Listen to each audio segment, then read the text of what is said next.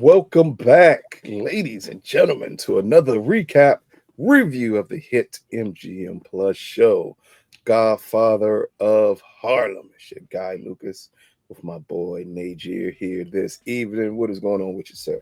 Doing good, my guy. Doing good. Hey, here we are, the explosive ninth episode. They are following the trend of every show humanly possible. Is that you're gonna get some fireworks in a ninth episode to set up what will be the conclusion of the season. So let's jump directly into this as Bumpy needs to show his gangster from the beginning of the episode as he meets with the bankers to go over his loan. And just as we would expect for Bumpy to do, Bumpy turns into the straight gangster on them and saying, "Hey, I need you all to pay my interest on these loans until I'm able to pay them." And the one banker who we absolutely hate, who always hates Bumpy, has some pushback until Bumpy says, or has to remind him, "I am a gangster. Look what Yeah. happened to your other man." Yeah. Like, I'm not the most credible person here to actually go back and forth with this about here. But this is what you think about just this, the way they cover this entire scene between them two, the way they bring up, like, you're not a reputable businessman. We need this money until they have to realize that you actually got in business It, with a gangster. it's the broken record. We continue to see them, the four of them at one point, the three of them now continuously having the same conversation. I do like the measure of I won't, I guess maybe not sarcasm, but I do like the reminder from Bumpy. But I honestly wish, and it's really not in character. I was actually looking for a little bit more of a joke here because while they were trying to basically exploit that Bumpy doesn't have any credit, been hella hilarious. He's like, but I got street credit though. Ask Exactly. about me. But I hate, man, those three too now have been literally the most annoying characters the entire series, and they don't get enough heat on them from the fans, the audience, the viewers for all the nonsense that they put Bumpy up with. But Yeah. that's just what it is. It's the landscape of things. Bankers and the judge and all the folks they had to deal Yep. with, they constantly have to show their flex of muscle and their authority. And it's obviously why the things Bumpy has tried to accomplish the legit way, the Malcolm Exactly. way, has always There you go. been a challenge because of them. So if it ain't the streets, if it ain't in the courtrooms or the banks, whatever it is, he's always having to deal with these folks. So just a reminder to us, but also he had to remind them. So it was cool. Yes. And then in the following scene, we get Bumpy as he arrives home to let Mamie know exactly what was decided by the bankers, or give her the story that he needs to give her for her to feel comfort, as Mamie already got boxes ready. She Yeah. she she already done went to U-Haul. She like, look, if we got to go, we got to go. I'm not worrying about it. Or as she beautifully put it, my home is with you, not this place. As long as I have you, I'm perfectly fine. And this is where Bumpy again lets her know he has a plan in place. Because to fight Joe, a devil, you just have to get another devil. And this is where we lead into the reintroduction of Joe Bonanno. Well, anybody Wait, who remembers, hold on. Before we go further, like we got to give just a quick second of love to Mamie, who's been down the entire time. I mean, there's no better definition than somebody through thick and thin than what she has displayed strictly in season 4, but overall, like, I don't know. For me, it kind of made me smile a little bit. I was like, "Damn, man, she's loyal. He down. He damn near down bad, and she's just like, yeah, whatever we gotta do, I'm together with it, man. I love that. I love that about that character. I love that about her, and I love that for them, man. but we got to remember, Mamie got to stay down because she did sell all her jewelry for money. Like she got She no got choice it but back to. though. She got it back. But But hey, yes, okay. she got the jury back, but didn't get her money back. So Mamie deep in this too. Yeah, She still partnered with them art chicks even after everything that they did, and go yeah. by a different name. That was a surprise, but yeah, we'll get there. But again, next up we get the reintroduction of Joe Bonanno, and as anybody remembers, this is the character by Chaz Palminteri that got ran out of Harlem by Chin and Bumpy. And here's Bumpy calling him back to Harlem to help with Joe. But I think it was very interesting with this conversation after we get the reintroduction of Joe Bonanno between Nate, Dale, and Frank, of them asking who, or Frank asking them who is Joe Bonanno. And everybody said he's just as bad as Joe. Like, Yeah. that's why he's here. And down to Nate asking what type of business does Bumpy have with him? And Dale kind of answering it without answering it, like, you kind of know the business that he has with them. Because what do you think about Bumpy pulling this move, clearly bringing in someone who does not like him Yeah. I as a mean, way to yeah. counteract Joe? It, in a way, it's the right move. You had to fight fire with fire, and because of the families and the agreements in place, you it's honestly no different than what Mamie's doing later. But you do have to work Yeah. within, and I think I saw the vision with this move. But before we got to that, let me just say that the shot of everybody Yeah. before they panned to Joe, that shot was so fire of everybody just kind of chilling. You had you had Frank, posted up on the Impala. Like, the shot was fire. That's probably my favorite shot this entire season of just like almost like principal photography shot. Like, just Yeah. that still little panning shot was like really, really dope. But also too, a little bit of history that, in a way, and with everything that happens in Harlem during this period, Joe actually getting the bump out of Harlem to go to Arizona, I would say, preserved his life, because he lived. Because I was wondering, I was like, how did he die? And I looked up to see that he lived to 97 years old Mm-hmm. in Phoenix, Arizona. So when he mentioned that he kicked him out of Harlem, or he got him kicked out of Harlem and ended up in Arizona, that saved him. That Yeah. literally saved him, because everybody either did time, they were killed, or whatever it may have been. But like 97 is a full life back then, like a full life, because there was not a Yeah. lot of people living that long. I'm gonna say 90 something is a full life now. It is, but definitely then. Yeah. I would say, like, I feel like we're starting to see people, violence aside, people are starting to live a little longer, normally. But like the average span of life then, and it's kind of funny to kind of say now too, 50, Yeah. 60, you out of there. Yeah. 97. So if this was a dope introduction to bringing them back, obviously we love the connections back to the previous seasons. And it's definitely, like I said, I saw the vision with this, because if you're going to have to work in the console, that it's really about majority rules in the voting Yeah. and the decisions that are made. And because Chin isn't back on the board, Stella doesn't necessarily have that vote.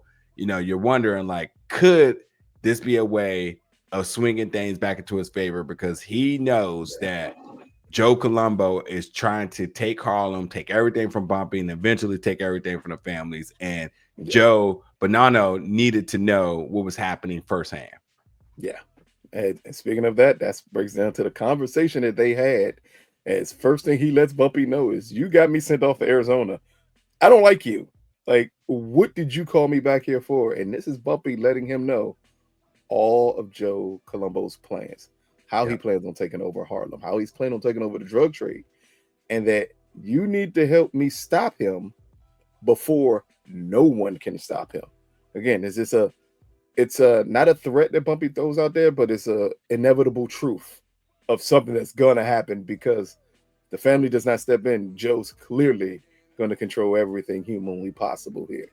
Yeah. Next up, we get Joe as he goes to see Stella. And this is where he tells Stella everything he did, how he's taken over the St. Clair, and also tells Stella that means Chin's deal with Bumpy is over. Down to Stella asking, well, did you run this past my father that this deal was over? And Joe tells her, no, I came to you first. This is a way for Joe to play and get on Stella's good side because we know, as he asks her at the end of the scene again, for her hand in marriage. What did you just think about Joe going to Stella before even addressing Chin that his deal was Bumpy was over? He was, because he knows he wasn't going to get Chin's blessing. He knows it. And so this was a way of trying to go around him. I mean, this is a hostile takeover, and this is how you do it.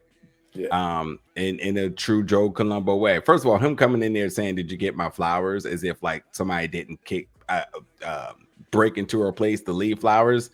Exactly. Yeah, just right on par for Joe here. But first of all, as much as I would have loved a little bit extra more time with Vincent D'Onofrio with this, was I'm sure he was filming Daredevil with this. So conflict and schedule. So that's why we don't actually get to see Chin much more than the very beginning. I think it would have been interesting to some extent to have a presence, a call or such from him at this time. But no, I just think that this is his way of working around him and really putting his plan into place. There's a measure of manipulation here that Joe is trying to do, but Stella has always been the one manipulating Joe. So I guess it's interesting to see this dynamic shifting a little bit. I feel like Joe has a little bit more confidence and isn't so much at her mercy, and he's trying his move and he's trying to see how far he can get with her. And I think, her coming to the realization of saying, like, does my father know? Of course he doesn't know, because he didn't make that call. He wouldn't go to your father with such. But I think it's going to be interesting, which we find out later, interested to see with her, piecing this information together, how they're going to be able to collectively use this against Joe. He's making stealth moves without much authorization or blessings, and it's eventually fire back on him, but it still comes down to the majority vote. The weird part is he's making the same moves that Chin made before.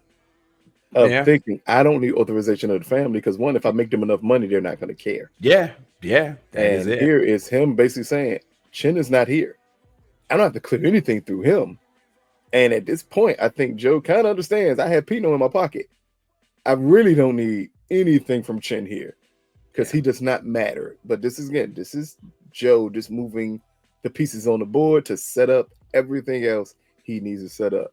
But speaking of setting up everything, next up we go to prison with Omar. And just as inmates do, for some very, very odd reason, one inmate, as he's lifting weights, decides to describe how one of his partners killed Malcolm. And Omar overhears it, threatens the other guy with, I'm protected by Bumpy, because Omar knows how to use that card in a heartbeat.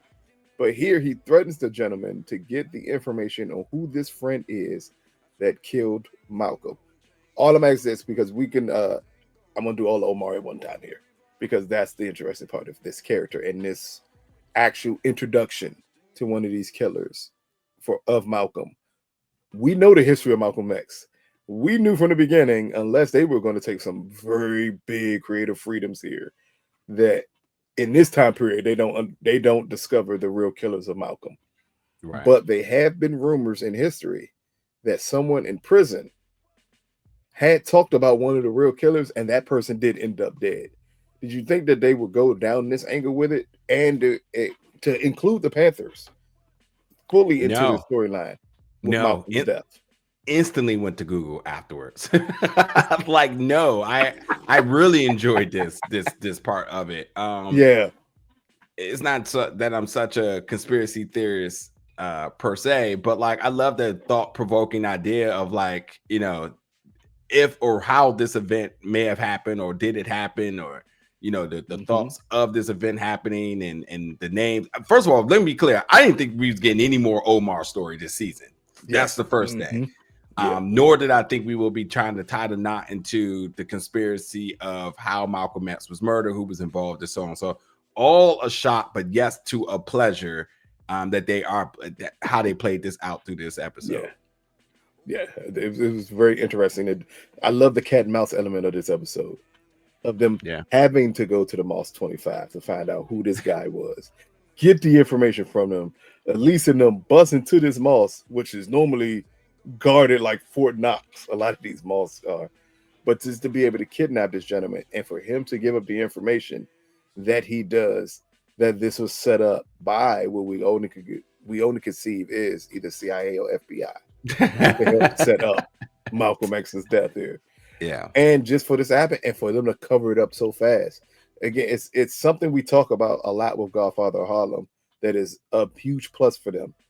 They do not unnecessarily drag out storylines. This could have been a storyline that could have dragged out up until next season of Yeah. them trying to figure out this with Malcolm. And they're like, no, we know where this goes. You don't discover this guy. Let's kill him off just to show exactly the power behind the people who were after Malcolm and Yeah. everything that they did here. Also, we'll say that I think it proves that the Moss, even with Malcolm X's death, I would say was still tapped because they felt very the killing of whatever his name was. There wasn't left a question, and I don't think there was. If there had been any concern, if there had been any doubt, might there have been a conversation? They pulled up and put a bullet in his head. They already knew what it was, which tells me that talking. if they did, they had the intel. And if they had the intel, that either tells you that somebody else is still working within or they still have that baby bug like no other. Yes. Oh, yeah. They didn't stop bugging because Malcolm was dead. They constantly bugged at any mosque at this time period to get more And, and more. you know what? And it told you it's just the fear of who was going to be the next big activist to step up. And they said after Martin Luther King and after Malcolm X, we can't have that no more. And really, there had not ever been anybody to step to that magnitude of influence like the two of them. Fred. Oh, wow. Fred. Yeah. So what happened to him? Yeah, exactly. Same thing. Yeah. Threat is a threat no matter how you see it. Except for Huey. Huey's the only one. And the only one that's fully survived is Huey P. Newt. So that says a lot about, again, you talk about the other guy living in 96. Huey lived through the civil rights movement. That is unto itself an amazing thing for that to had happened. But next up, we get another introduction, and this is one that I did not see coming, of a historical figure, and that is Truman Capote. And here, this is the Alt Society as they meet with him to go over his party and how this is going to go with the Alt Society, down to all the white women being fawning over this openly gay man in this time period. Again, another one, just like James Baldwin, that because of his creativeness that was allowed to live his truth during a time period where no one could do that. But the more interesting aspect of it is the conversation between him and Mayme. As Mayme takes this opportunity with Truman to ask him, why aren't more black people on your guest list for your party? As she goes down a list of people and Truman is just enamored. And I want to bring that up after I ask you what you think about this, of why he was enamored with Mayme. But here, just asking him why aren't more black people on the list, and we see the other white socialites in the background looking like it's a problem that she's even bringing this up. And Truman fully agrees with her. Like, I need to invite more black people. You're 100% right about that. Just what did you think about their overall, just the introduction of Truman Capote in this season of Godfather of Harlem? And then just his interaction with Mayme. Yeah, a couple of things. First, to go back, because y'all like to get on everything. So I was like, whatever the guy's name, Kareem Hassan, right? Yeah, Kareem Hassan. Yeah, that's the Muslim guy of interest. But yeah, to this scene, right, was not expecting Mayme to be there, and they definitely shot it in a way for us to be surprised that she was there. So she did join, and she is being called out of her maiden name.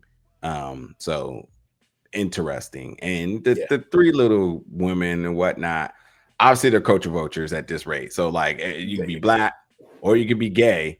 They trying to figure out whatever's going to be it, and they need to be a part of it, which is why they love the struggle. And he's no different. He's no better. We'll talk about in a minute.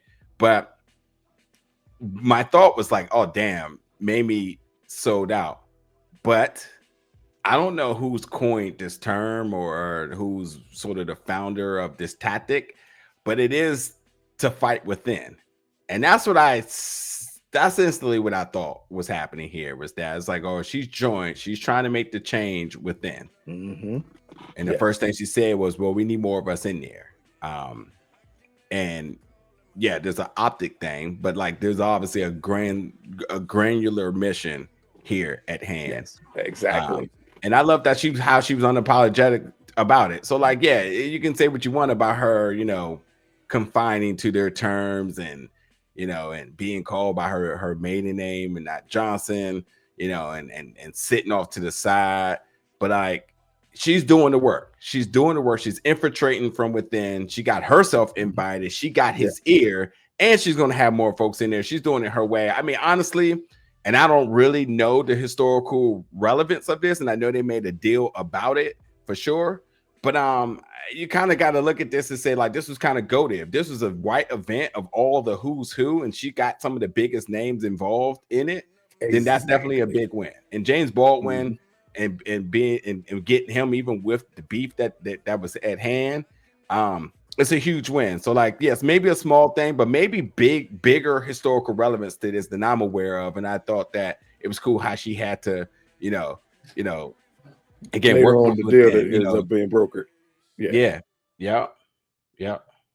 Like the first thing I picked up on the scene was Truman just being like enamored with Mayme's presence in general.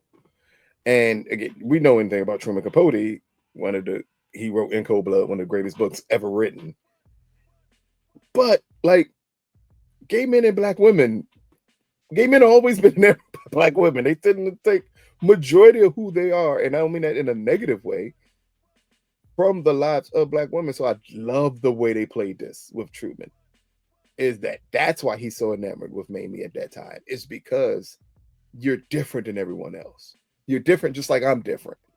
So I don't have to just inherit to just the snobby white women. Now I'm wondering who's this black woman that does not look like she belongs here, but she's stunning. And I love the way that they just highlighted the way that their relationship was built off of Mayme before it got built off of him finding out who she was and being interested in Bumpy. So I love that they did that first, because it could be a point of contention if it's immediately about Bumpy, but to make it about Mayme before Bumpy and just to see his reaction to her is awesome in the way they set that up. But next up, we get Bumpy and Joe Bonanno as they meet with the families to go over Joe taking over Harlem, taking over the drugs in Harlem, and attempting to cut the families out of everything. But here we also get our first glimpse of Pino truly siding with Joe here. What did you think about this interaction with the family? Because this one, we don't normally see Bumpy having bad interactions whenever he addressed the families. But here, this was not a good one. And it wasn't a good one because of Pino and his relationship with Joe Colombo. Yeah, because at one point he made it seem like he was like giving word of chin, which wasn't true. Mm-hmm. So it was kind of like a wait, what? But yeah, it was at some point it was inevitable at this point now, which is a weird relationship. He doesn't want to take orders, or he doesn't respect Stella. She's a woman. He feels like he owns that spot, even though he takes orders from Stella. So it's definitely a weird dynamic, but he's the one that has to sit at the table. And then with Joe and what Joe's promising him, also a marriage in a way too. It was the right. He felt it was the right call for him. Exactly. So again, for him to show his cards, and again, now we have a 50-50 split per se at the table. Exactly. So Joe Bumpy wasn't expecting that, because I guess he probably felt that Stella probably had a little bit more control over everything, or there's a little bit more unison there, but they're in divide. Yeah. And I think that's the issue here, is that this is where Bumpy finally realizes that Pino doesn't answer to Stella. Yeah. Like that was the most important element here. But next up, and we already kind of touched on it, this is where Omar gives the information to Elise, whose the killer name is Kareem Hassan. And Omar believes this is a sign for them to get back together. It's him being able to get this information. Just like every other guy in the world. He's like, I'm getting out and we getting back together. Hey, all praise be his to whole Allah. life together already. Yeah. Joe is definitely I see getting a little tough for my guy here. Hey, Omar, like, look, I can't be in here no more. I'm not built for this tired. life. Yeah. As Ali would say, I'm a Muslim. I'm not built for this life. I need to get out of here. Next up is Mayme as she meets with James, and this is where she tells James about the invitation that she received from Truman. And this is where James lets her know, I don't like this nigga. or I'm not gonna say the way another game. That would be wrong. So I'm just gonna say him saying, I don't like him. I don't want to be around him. He doesn't like me. He does not want to be around me. As long as Truman could keep me in a box, he was fine with it. The moment Yeah. other people started realizing my talent, it became an issue with him. Just what do you think about this quick conversation between her and James? And here's when Mayme comes up with the plan of inviting James as her +1. Yeah, I didn't think nothing of it. I was like, okay, it makes sense. I had a feeling she was going to pull that move. He wanted Bumpy, and she said no. James is coming, so that's what I'm gonna do. Had to keep a little bit of information from the two of them to make it happen, though. Exactly. Yeah. Very quick. Then next up, we get Bumpy meeting with Stella, and this is his meeting with Stella about Pino and Pino's place in their organization here.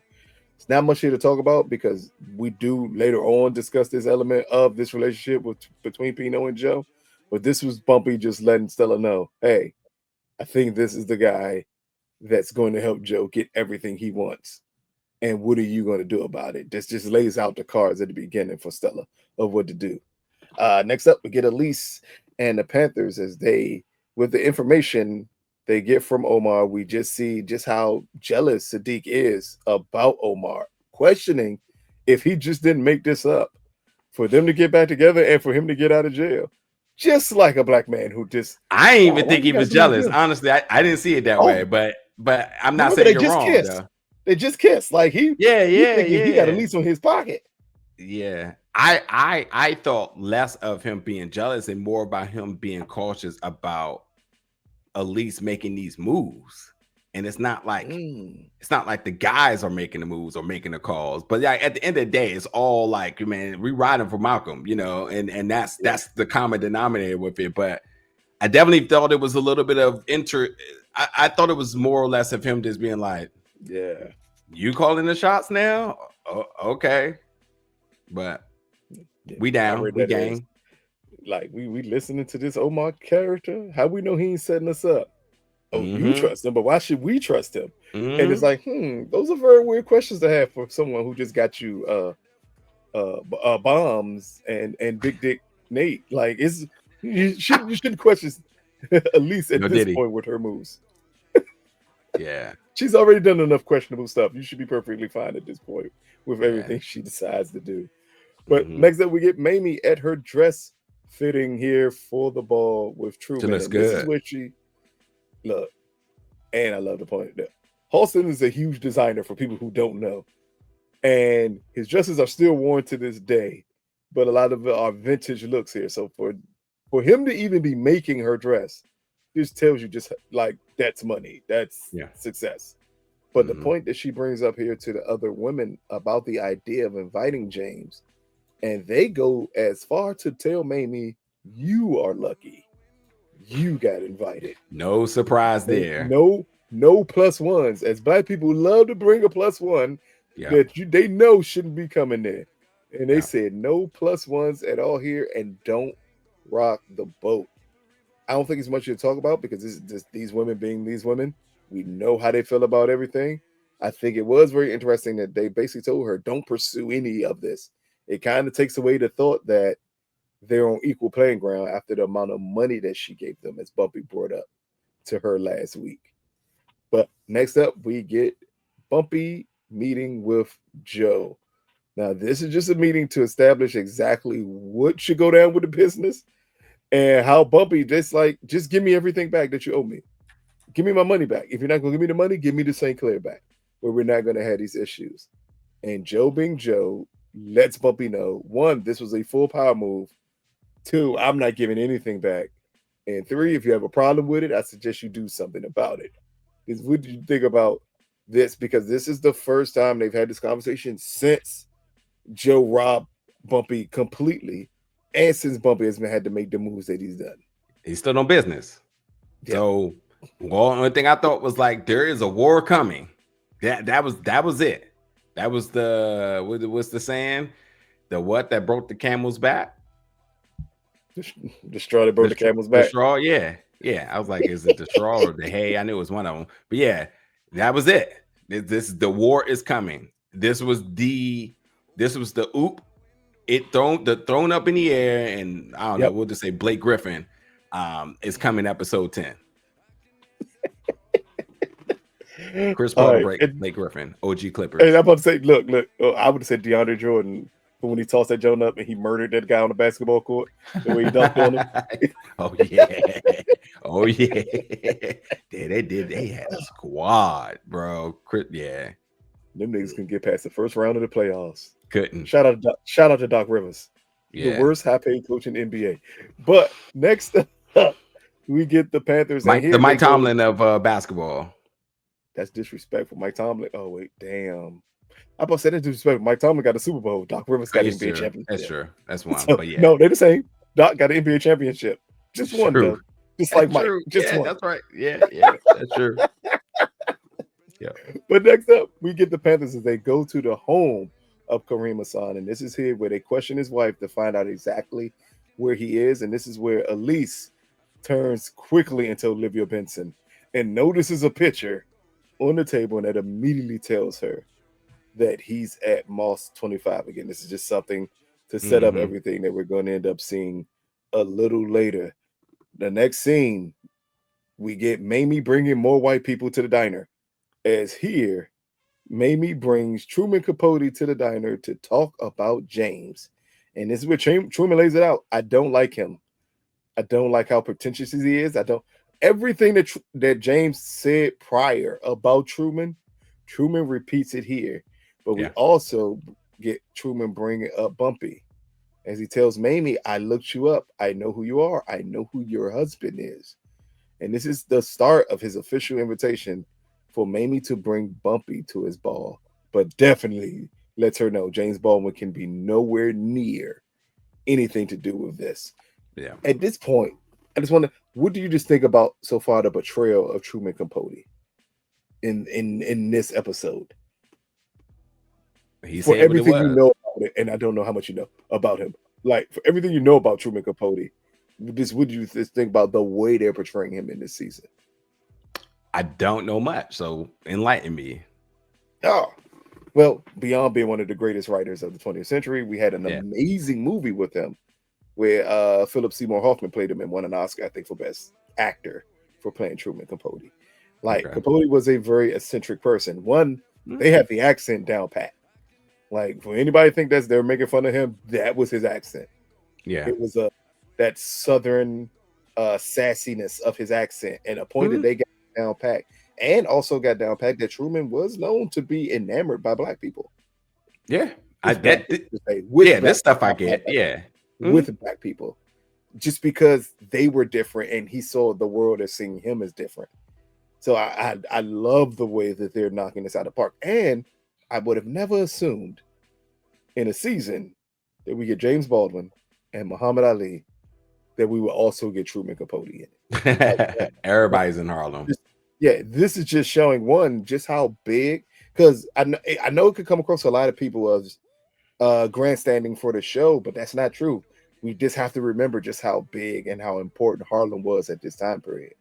Yeah, like everybody would want to be in and around Harlem because that's where the most talented black people were at.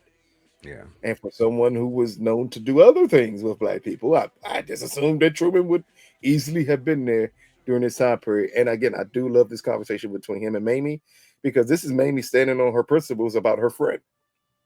Yeah. Yeah. So instead of being grateful, she like, nah, we still need to have questions about this. But next up, we get Stella, and this is Stella and Pino. And this is way more, including the soft music that plays in the background scene. This is just way more of Stella getting a full understanding of Pino's place in their organization, and how Bumpy had hinted before that is a good chance that Pino wants to take over everything else, and we see it playing out here. Yep. Just by the way Pino is acting and his reaction to Stella. Mm-hmm. Like, did you think this would be the beginning, possibly, of the end of Pino?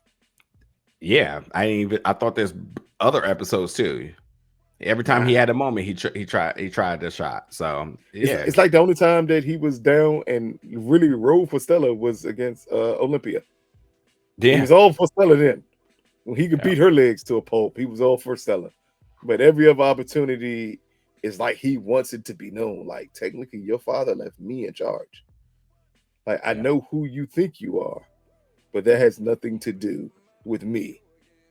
Next up, we get Joe Bonanno.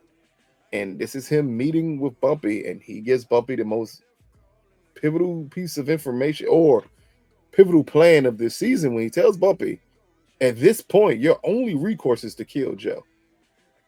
Yeah. Like, he can't live if you're going to ever get back to whatever life you're looking to get back to. Now, we do understand this, how honest that is of him to say, but did you think we would get to the point where any organized member of the family, especially one that Bumpy got rid of, would tell him killing Joe would be the best move? Yeah. Yeah. Because this also goes back to our coverage in Raising Canaan. Like, he's basically saying, you act a boss, right? I can't Yeah. do it, but if somebody else does it, he understands the benefit from it. Mm-hmm. So that's one of his little nods of saying, like, Yeah. it's going to be a problem if you don't get this taken care of. He's not saying it because this is the best unsolicited advice that somebody could get. He's like, because there is benefit for me, but I don't have to tell you that. Yep. Or it's a detriment to me if it also isn't handled as well too. So yeah, it's no surprise. I know it's like the dun-dun-dun, but they've always undercoverly, low key, have wanted to kill each other. They just can't, as we know, because of the rules that's in place. The lucky Luciano rules that have created this council of folks to stay on, stay cordial with one another, although they can't never agree what the greater good is: family, but also money and wealth. Again, power. The only time they agreed when it became to Olympia. Like, she was the binding glue to make the council always agree with one another. When they agreed that they had to get rid of her. I think, and it's it, you nailed it perfectly on the head here. What Joe Bonanno needs is Bumpy to kill, because if Bumpy kills, Bumpy's not part of their organization. No. You can't draw back to me, and you wouldn't draw back to me because you understand just how much I hate Bumpy. Yeah, I think that is the angle here that they're attempting to go with. But next up, we get a quick conversation between Stella and Pino, and this is where Stella brings up to Pino, I know you've been working with Joe. And Pino's basic response was, I am, and what about it? Your father left me in charge of this. My goal is to get our family to a point where we are striving. Just what did you think about about these two interaction here? Because this was, Stella's always played the power move of saying, like, you may be in charge, you may be the face of this, but I run this. Yeah. And Pino here is basically like, nah, we need to put you in your place. And understand, I'm always going to side with Joe Colombo because I remember what it was when he wasn't here. Yeah, there's no surprise here. Same old dynamic with them. You have a conversation, take a little bit of information away from it, and they plot their next moves. Yeah. And next up, we get Bumpy and his crew as they're back at their headquarters. And this is Bumpy letting Dale, Nate, and Frank know what he got from Joe Bonanno, which is we need to kill Joe to get everything in line here. This is where Nate comes up with this very silly plan to sneak into the St. Clair and to kill Joe just to get this over with. This is where we also get the back and forth between the team here, as Frank basically calls his idea stupid. And then Dale agrees with him that we don't need to do this. But Nate is extremely upset about it. And after Bumpy agrees with the other two, this is where he takes it upon himself to say, you all are stupid and don't understand what to do. And he walks out on all three of them. I'm sorry. What did you just think about Nate's reaction to everything here? Like, was this something where he feels the need to prove himself because of Frank, or was this something he truly believed? I have no clue, but it's interesting that his loyalty just went way out the window. Jealousy to Frank, not open to criticism, but I was really surprised of his actions here, and that's definitely not a good sign of things to come. But I'll say this: you can't say it came out of nowhere because this whole season he's been questioning this. Not his loyalty has always been with Bumpy. This was clearly like if we're not going to take my suggestion or we're not going to move the Ducci, then I'm out. Like, and where does that mean? Definitely was this. I don't know. I expected him to blow off some steam and circle around the block and come back and fall back in line. But I think. Yeah, I was surprised, man. From everything that they've been through, I was surprised to see him just crash out like this. Yeah, I think that's the more interesting part is you just thought I need some air to, and instead by the time we get to the end of the episode, we just understand just how far down the rabbit hole he is. But I think Bumpy has pointed out before about Nate's actions in the past. And you just kind of wondered, are these going to lead to those same exact actions that he had in the past or past issues that he had with him feeling I should take over everything and it never working out positively for him as it does in this scene where it just does not work out positive for him. Next up, and something we already talked about, this is where the Panthers rush into Moss 25 and they take Kareem Hassan.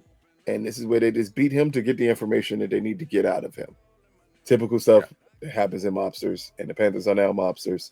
So they need to extract this information from him to find out exactly who killed Malcolm.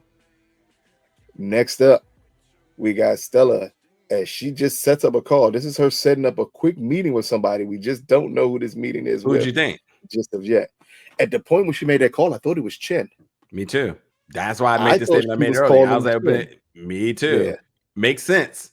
I would think. Yeah.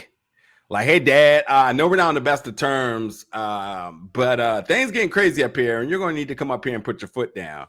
There you go. And I think that's her frustration here is after we see the way Pino reacted to their conversation, you immediately thought that she was calling Chen instead of setting up exactly which we end up finding out was set up next. And next up, we get No. Make sure I'm on track here. Yep, this is Mayme getting ready for the ball here. And this is a now you talk about the first shot was your favorite shot. This is my favorite shot of the episode here. As we get Mayme in the car and we quickly pan and we see that it's James in the car with her. This was dope. And not Bumpy. Here as an amazing soundtrack song is being played in the background to let you know that Mayme is up to some bullshit. Honestly, all these shots were really dope with everybody in the cars. The cars back in the 60s, man, I don't think there's a better car made outside the 95 Impala than the 67 Impala, and being able to see that and everybody making moves at night. That's what we're seeing in all degrees. Like, it's definitely setting up for episode 10 with shots like this and understanding the pieces, the chess pieces are moving all around. And me even made me like having her moment and you can tell like, she had something up her sleeve and here we are. We say, here's her plan. Like this was really cool. I really did enjoy this. And next up, we get Mayme doing what Black women do, and that is broker peace against people with no reward. As she ends up having a conversation as James unveils himself to Truman at the dinner. And for some odd reason, Truman thought that James was Bumpy, even though he says he knew who Bumpy was, which is very odd because he also must think all Black people's stature even looks alike because a little mask. That's almost literally like being surprised that Clark unless he's like never met him. So like, he's never met Bumpy before, but the way he talked about Bumpy, like, I know everything about your husband. He's met James before.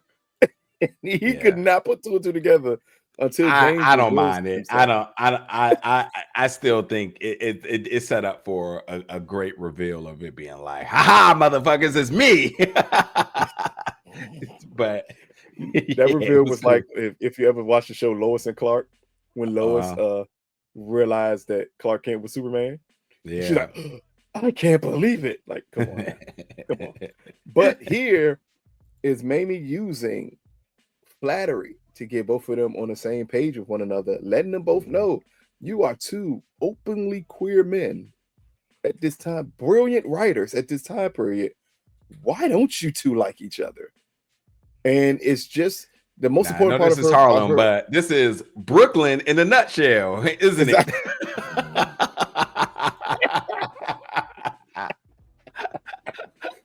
Oh, again, the most important part of this is not just her getting them two on the same page. It's her getting them two on the same page in front of those white women to let them know I'm that bitch. Like I can do this.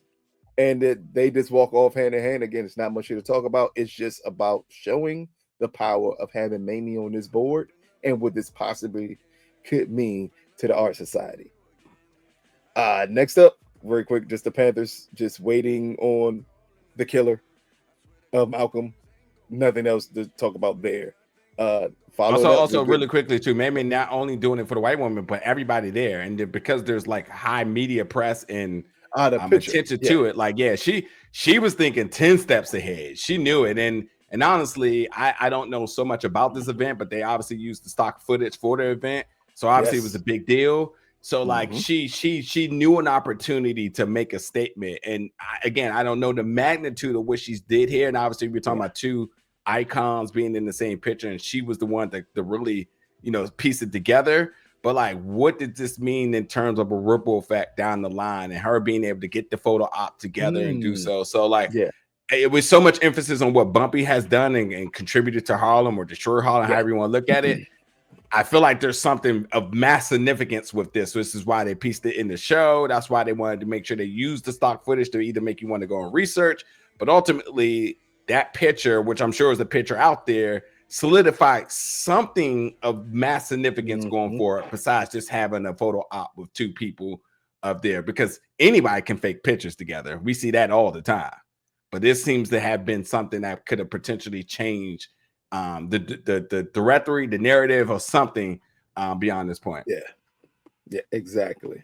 Next up, we get Bumpy as he meeting again with Joe Bonanno here. And this is Bumpy telling him, I need assurances that if I kill Joe, you won't turn on me. And Bonanno asks, is almost like, well, how do we get what you need? And Bumpy says, we need another member of the family to be and okay this. Joe Bonanno wonders who that could be. And this is where we get Stella walking up, almost letting them know that Stella will be the second to back him in this incident.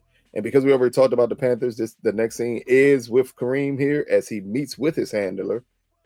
And the moment they say his name, they shoot him in his head immediately.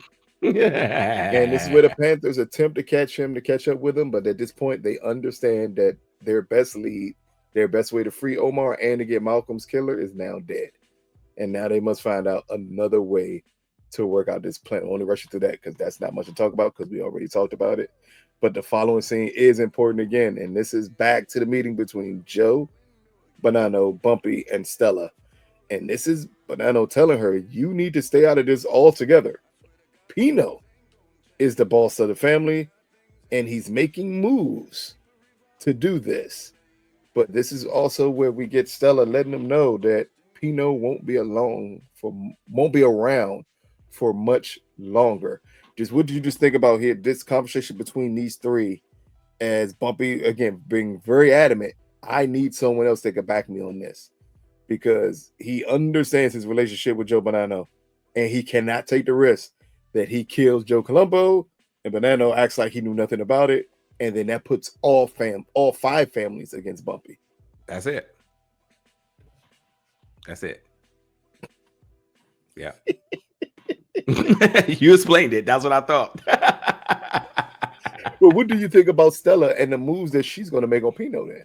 Also, because that is a little different because for her. It's no different for her making moves on Joe earlier in the season. So none of this surprised me. It's a conversation that need to be had to move the plot along. But like, nobody's done anything out of the ordinary. Everybody's looking for protections. Everybody's laying their cards out on the table. Everybody's making moves. It's what we would have expected to set up for a finale. And as we get to the conclusion of this conversation, that's just Joe Bonanno agreeing to everything, that all these steps must take place for them to get rid of Joe Colombo. And finally, we get back to Nate and the St. Clair as he ends up breaking, because he had a key, breaking into the St. Clair Walking up as we think it's a possibility he's going to try to take out Joe. Instead, this is where Nate makes a deal with Joe. What did you think about the end of this and his turn Grimy, being so quick here? grimy. Yeah. And honestly, I don't look at him like Dale, who has already proven his loyalty. That Chosen, who you but would yeah, think be trying to do this for the sake of some measure of benefit to Bumpy. I actually think he's really trying to work a deal with him, like legit. definitely. Yeah. So slimy, grimy, it can't be trusted. And honestly, this isn't the first time he's done something against That's the key Bumpy. part. He stole it from Bumpy before. Yeah, exactly. So like it's in his nature, I would say, to do something like this because he's frustrated or he's making an unsound or uncalculated move here. So yeah, we'll see. But like I was like, grimy dude, man. It always be the ones, man, that you look out the most for, and they just stabbing you in the back. The ones that want to be extremely gung ho about everything and jealousy.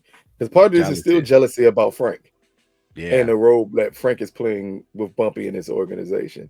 So, Yeah. what are your final thoughts about episode 9, the second to last episode this season of Godfather of Harlem? Yeah, war is coming, and OG Bumpy is back. So episode 10 I expect to be crazy. This was a great ninth episode setting up for everything. So looking forward to seeing what all happens. Good episode. Yes, and let us know here at Big Go Bell what you all thought about episode 9 of Godfather of Harlem. What you all think about the introduction of Truman Capote to the series, and just how big, again, we talk about historical figures and the way that they're weaving into this story and how well they are weaving into the story. Is what do you think about just the introduction and how the storyline played out with Truman? What do you think about Nate as in the end, him turning against Bumpy to side with Joe? Do you think this is going to have some repercussions for Bumpy moving forward about just his level of trust with anybody else that he deals with? And finally, what do you think about Mayme's actions in this episode? We fully understand everything that she is and everything that she does for Bumpy, but has she finally established herself enough to put a leg out there where we fully respect the moves that she's making? Matter of fact, let me add one more. And what do you think about Elise, the Panthers, and searching for Malcolm's killer? How far are we going to go in this series with them looking for Malcolm's killer, with us already knowing how far and how long it takes to even get to the real killers of Malcolm X? So, like, comment, subscribe, check us out. After the episode airs on Sunday, come here. Let us know what you fully think about this episode. We try to get out in the comment section, answer some questions, even some smart questions, smart ass questions, I should say, because I do like those also. Just the interaction with the show. This has been another recap review of the hit MGM Plus show, Godfather of Harlem. Peace, people.